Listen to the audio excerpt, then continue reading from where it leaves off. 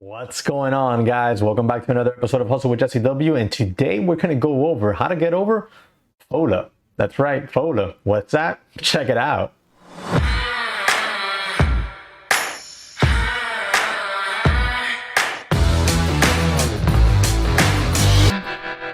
All right, guys, so FOLA. What does FOLA stand for, you might ask yourself? Or FOLA, somebody actually tweeted with me on Twitter about. If you don't follow me on Twitter, make sure you check the links in the description section below to my social media. I post my watch list pretty much daily on Twitter, okay? Also, you can find links down there to Webull. You download the app, you fund your account with $100, and currently you get 4 free stocks. That's free money.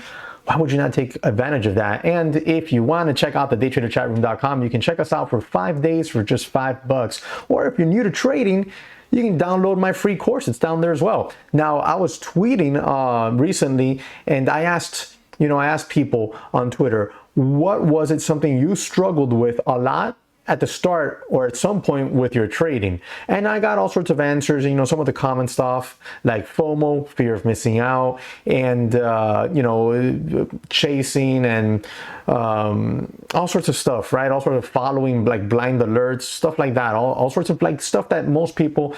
But then somebody actually tweeted out saying they fell victim to FOLA, and I was like, FOLA?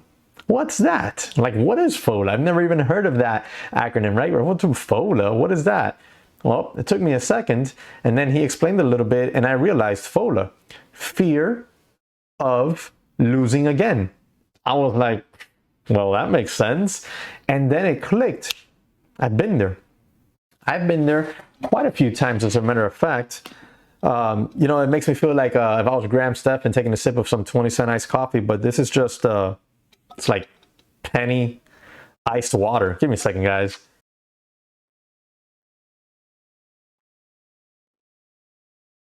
Nothing like quality H2O, huh? Now, FOLA, fear of losing again. That's something that I fell victim to in the years past in my trading, and it happens. Okay, this is like one of those heart to hearts we have to have as traders. It happens when you're fairly new and you're still losing very often because your accuracy is poor. It might be like something like 20 to maybe 40%. And now, don't get me wrong, you can be in the 30 some odd percentile as a trader with accuracy and still be a profitable trader. Now, that comes with its own set of things that maybe we'll discuss in this video, or maybe we'll leave it for another, okay? Because that still doesn't feel very comfortable, even though you might be making a boatload of money because your winners are bigger than your losers. Regardless of that, if you're a new trader, then more than likely you're in that 20 to maybe 40 percentile, and winners are probably not bigger than your losers, so you're struggling. And then what happens there? What happens there is that every time you have a red day, your confidence goes down. Your confidence goes down, and it goes down, and it goes down. And sadly, it's kind of like that kid that gets picked on in school, and his confidence level or her confidence level goes down, down, and down, and down, right? The same thing happens to a trader. They're wrong on Monday. On Tuesday, they're right, but they don't make enough because their risk reward isn't down packed to make back Monday's loss and profit.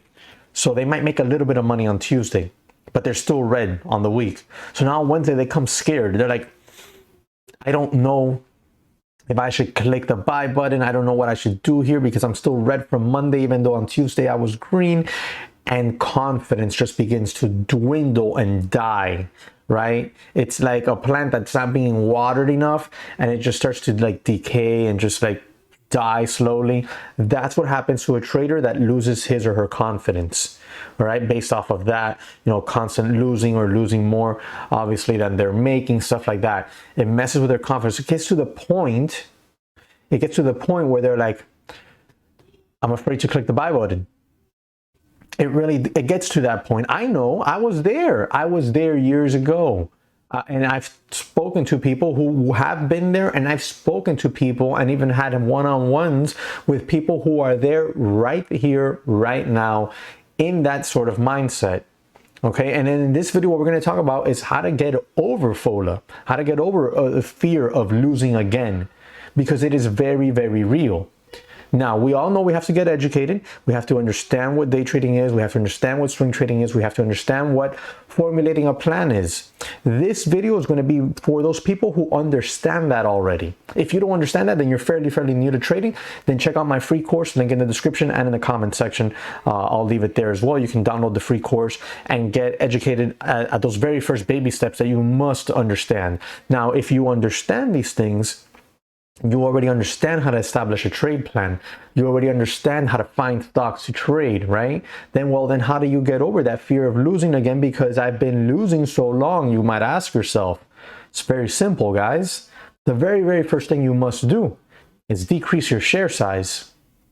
You have to decrease your share size. Oh, but I'm down $5,000. I know with one good trade.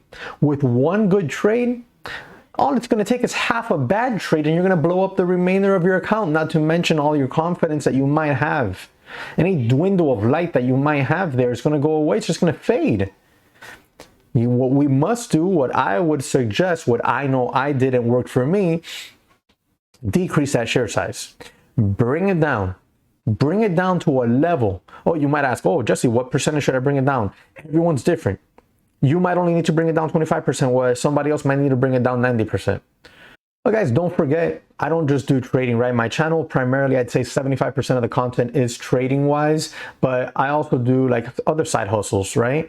And I also do like, long-term investments. So what I've done here is at my YouTube, I've established a members only section that you get access to by becoming a member. Now, how to become a member? If you're on desktop and you look down right next to the little subscribe tab, you'll see a join. You click that join tab and it'll give you the options on how to join the members only section. If not, in the comment section, you'll see the link.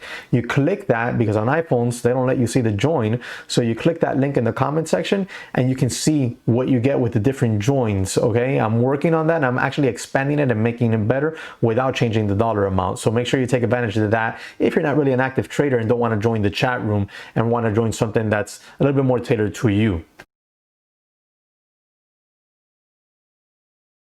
You just got to figure out where you bring it down to a level that the money that you lose on a red trade doesn't bother you. It doesn't matter if you go red every single day this month. It will not bother you in the least bit because you're solely focused on the process and you can go to sleep at night without any issues. You basically got to bring that share size down to the point where it feels like you're trading one step above the simulator. That's where you got to go. In my opinion, that's where you got to go. Because that's going to allow you to focus on the strategy. It's going to allow you to let those charts play themselves out. Okay, it's going to allow you to stick to your stop losses. How many times have you put a stop loss in place, okay, and only to have the stock touch it and then just come right back up, bounce way above, right? And you stop out and the stock moves $1 without you. Your stop loss was too close, and your stop loss was placed too close because you placed it solely based on emotions. You place it solely based on a dollar, on a trivial dollar amount, not really where it should have been placed. So you got to decrease that share size to the point where there are virtually no emotions. I say virtually no emotions because there's always going to be some, because you have a real money on the line and you know that you cannot increase your risk, thus increasing the amount of money you make until you graduate slowly but surely, right? So you have to decrease that share size. Once you decrease that share size, the dollar amount you lose no longer phases you. So now there's no fear in clicking the buy button, entering a position. There's no fear in losing again because the dollar amount you're going to lose is irrelevant to you. The only thing that now is going to be relevant is that mental capital. That's the only thing that's left there. And that one is something that's mental. You can work on it very easily with time. So my tip is decrease share size and keep practicing. Don't fall victim to FOMO, right? This will lead into a bunch of other stuff, but that gets a lot more detailed. Those are things I usually go over on one-on-ones with my members at the daytraderchatroom.com and stuff like that. The very first step is decrease that share size so that you have emotional control and you can disconnect yourself from that P&L, okay?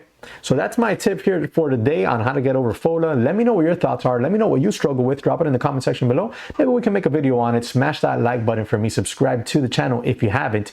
Make sure you hit that notification bell so you're alerted when I upload my next video. And I'll catch you on the next one.